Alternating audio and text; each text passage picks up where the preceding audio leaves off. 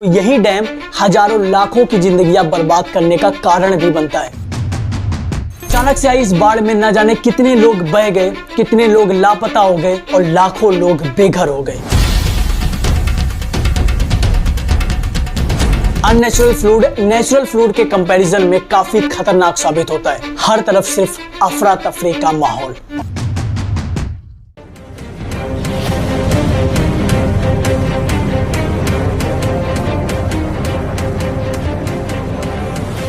शहर इन नदियों से काफी दूर है, वहां पर भी तबाही कुछ कम नहीं है। लेकिन अचानक से कुछ ऐसा होता है जिसके बारे में किसी ने सोचा भी नहीं था। बाढ़ जो हर साल हजारों लोगों की मौत का कारण बनता है और लाखों लोग बेघर हो जाते हैं। एक ऐसी तबाही जो लगभग हर साल आती है और इस साल भी कुछ ऐसे ही मंजर सामने आए हैं।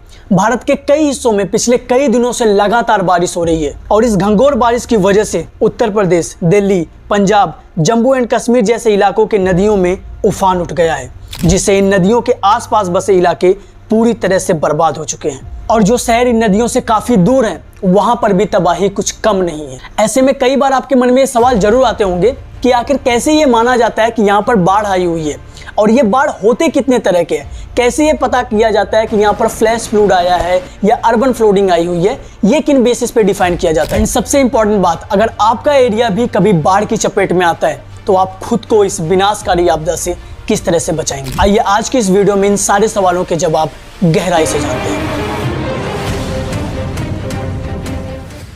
सबसे पहले ये जानते हैं कि फ्लूड यानी कि बाढ़ कहते किसे हैं और ये आती कैसे है। बाढ़ जो है वो दो तरह से आती है, एक नेचुरल तरह से और एक अननेचुरल तरह से। ये है बांध जो इतने सारे पानी को रोक कर रखा है। जब डैम के इस साइड पानी का लेवल बढ़ने लगता है या दूसरी तरफ नदियों में या नहरों में पानी कम होने लगता है या कहीं कहीं पर नहर सूख तक जाते हैं, तो इन्हीं डैम के थ्रू एक नॉर्मल लेवल में पानी नहरों तक पहुंचाया जाता है। लेकिन ये प्रोसेस सिर्फ समर के टाइम पे होता है, मीन्स अप्रैल, मई, जून में, जब बारिश नहीं होती है और सूखा पड़ने लगता है। लेकिन जब बारिश होना शुरू होती है तो यही डैम हजारों लाखों की जिंदगियां बर्बाद करने का कारण भी बनता है। क्योंकि मूसलाधार बारिश होने की वजह से, लगातार कई दिनों तक बारिश होने की वजह से नदियों में, नहरों में, तालाबों में पहले से ही पानी भर जाता है। और उधर इन बड़े बड़े डैम ने जो लाखों मिलियन क्यूबिक लीटर पानी रोके हुआ था, बारिश की वजह से उसके पानी का लेवल भी बढ़ने लगता है और इन इकट्ठा हुए पानी का प्रेशर इतना ज्यादा होता है कि ये डैम कोलैप्स तक कर सकते हैं। और अगर कोई बड़ा डैम कोलैप्स करता है, टूटता है, तो ये लाखों मिलियन क्यूबिक लीटर पानी ना सिर्फ नदियों के किनारे बसे हुए एरियाज, गांव और शहरों को बर्बाद करेगा, बल्कि कई किलोमीटर दूर बसे शहरों को भी पूरी तरह से बर्बाद करने की क्षमता रखता है। आप लोगों ने 11 अगस्त 1979 की उस भयानक घटना के बारे में तो सुना ही होगा, जब लगातार बारिश की वजह से दोपहर करीब 3:15 बजे गुजरात का मोरवी डैम पूरी तरह से कोलैप्स कर जाता है, जिसमें हजारों लोगों की जान जाती है और लाखों लोग बेघर हो जाते हैं। और सेम उसी तरह की बाढ़ का सामना ये देश फिर से कर रहा है। और ये जो सारी तबाही थी, ये जो सारी बाढ़ की बात हमने की, वो थी नॉर्मल तरह से आने वाली बाढ़।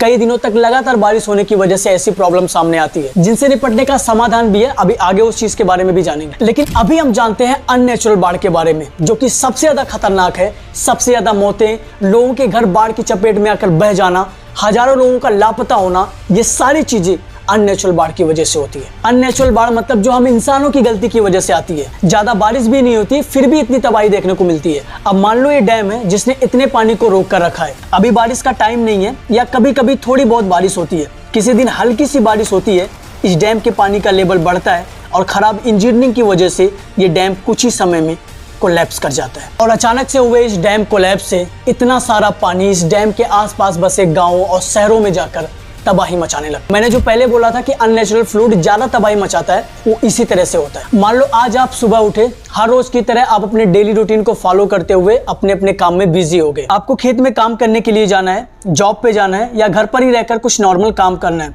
आप उसी चीज में व्यस्त हो। आपको किसी भी खतरे का कोई आभान नहीं है और आपके घर से कुछ ही दूरी पर एक बहुत बड़ा बांध है जिसकी कंडीशन अभी तक तो ठीक ठाक है, मतलब कोई खतरे की बात नहीं है, आप बिल्कुल रिलैक्स हो, आपको किसी चीज की प्रॉब्लम नहीं है। लेकिन अचानक से कुछ ऐसा होता है जिसके बारे में किसी ने सोचा भी नहीं था। हल्की हल्की सी बारिश होने लगती है, डैम में पानी इकट्ठा होने लगता है और बढ़ते हुए पानी का प्रेशर ज्यादा होने पर यह डैम इस प्रेशर को सह नहीं पाता है और कोलैप्स कर जाता है। इस डैम के टूटते ही लाखों मिलियन क्यूबिक लीटर पानी चारों तरफ फैल जाता है और उन एरियाज की कुछ ऐसी हालत होती है, क्योंकि कोई भी ऐसी किसी घटना के लिए तैयार था ही नहीं। कोई जॉब पे गया हुआ है, किसी के बच्चे स्कूल गए हुए हैं, कोई घर पर है ही नहीं, उसका सामान ऐसे पड़ा हुआ है और अचानक से आई इस बाढ़ में न जाने कितने लोग बह गए, कितने लोग लापता हो गए और लाखों लोग बेघर हो गए। हर तरफ सिर्फ अफरा तफरी का माहौल। अननेचुरल फ्लूड नेचुरल फ्लूड के कंपैरिजन में काफी खतरनाक साबित होता है, क्योंकि किसी को भी कोई आइडिया नहीं रहता है कि कौन सा डैम कब कोलैप्स कर जाए और अचानक से लोगों की हंसती खेलती जिंदगी बर्बाद हो जाए। अगर आप ऐसे एरिया से आते हो जहां पर बाढ़ आने की संभावना बनी रहती है और भगवान न करे कभी ऐसा होता है, आपका इलाका भी बाढ़ की चपेट में कभी आता है, तो आप खुद को किस तरह से सेफ रख सकते हो। सबसे पहले प्लास्टिक के तंबू, लकड़ी, आरी, हथौड़ी, इन जैसे औजारों को किसी ऐसे जगह पर रखें